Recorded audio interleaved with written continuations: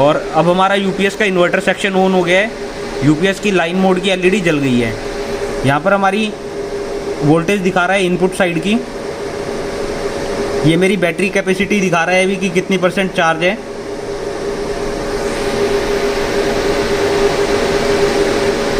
Load अभी मेरे UPS में कनेक्टेड नहीं है, तो एक सब पे 1% ही दिखा रहा है। और जब सामने से ऑन की कमांड जाएगी तो पांचों मेरे मॉड्यूल्स की लाइट लाइन मोड पर आ जाएगी ऑटोमेटिकली। पांचों मॉड्यूल मेरे सिंक होंगे एक साथ।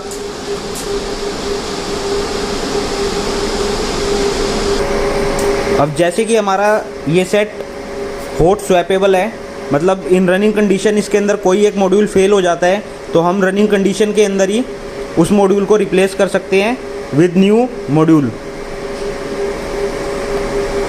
जब कभी भी हमें मॉड्यूल निकालना पड़ेगा और रिप्लेस करके नया लगाना पड़ेगा, उस कंडीशन में हमें 2 बंदों की ज़रूरत पड़ेगी। या इंस्टॉलेशन के टाइम पर जब ये पांचों मॉड्यूल हम इंस्टॉल करेंगे इस सेट के साथ, तब भी हमें 2 बंदों की ज़रूरत पड़ेगी। क्योंकि कई बार क्या होता है कि मॉड्यूल लगाते वक्त पीछे इसके बैक साइड में एक पैनल है, अगर वो पैनल यूपीएस के बैक साइड में अच्छे से फिक्स ना हो, उस कंडीशन में हमारा वो मॉड्यूल फॉल्ट कंडीशन में पड़ा रहेगा और वो मॉड्यूल जो हमने रिप्लेस करा है वो अच्छे से काम नहीं कर पाएगा। तो अभी आपको दिखाया जाएगा कि किस तरीके से रनिंग कंडीशन में हम अपने एक मॉड्यूल को चेंज कर सकते हैं।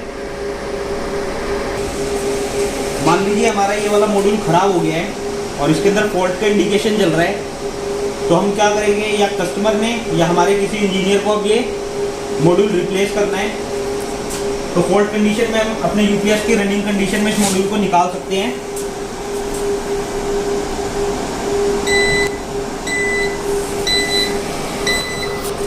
हमारे यूपीएस के डिस्प्ले से आपको बीप साउंड मिलेगा देखने को।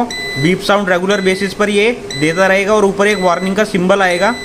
इट मीन्स किसी मॉड्यूल के अंदर हमारी कोई प्रॉब्लम है, अब हमें इस मॉड्यूल को रिप्लेस करना है।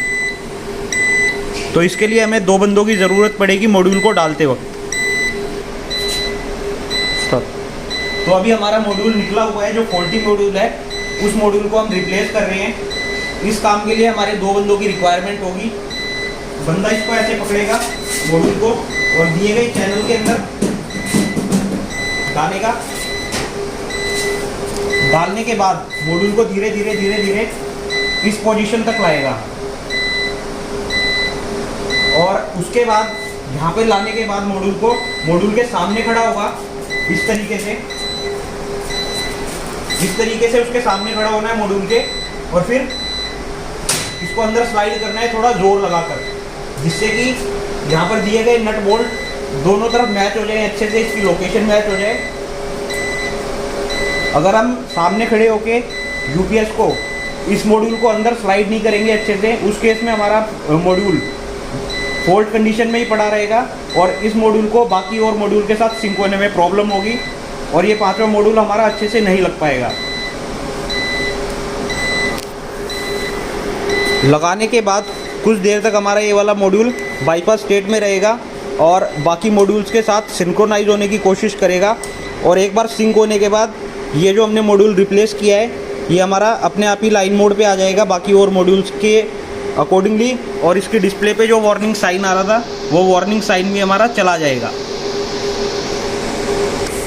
ये हमारे मॉड्यूल्स का बैक पैनल है, जो कि पीछे यूपीएस के पीछे एक और पैनल है, वहाँ पे जाके फिक्स होना है, वो दिखाऊंगा अंदर।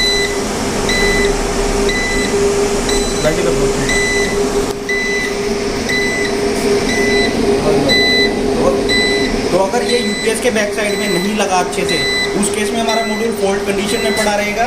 और अब इधर देखो, इंसर्ट करते वक्त इस बैक पैनल की कोई पत्ती हमारी मुड़ जाती है तो ये साइड पर रिपेयर नहीं हो पाएगा और इसके लिए फिर और काफ़ी समय लगेगा इसको रिपेयर करने में या फिर नया मॉड्यूल आने में। तो इसीलिए हमें इंस्टॉलेशन के टाइम पे या फिर रिप्लेसमेंट के टाइम पे ये सबसे ज़्यादा ध्यान में रखना है कि हमारा कोई भी मॉड्यूल गलत तरीके से इंसर्ट ना हो।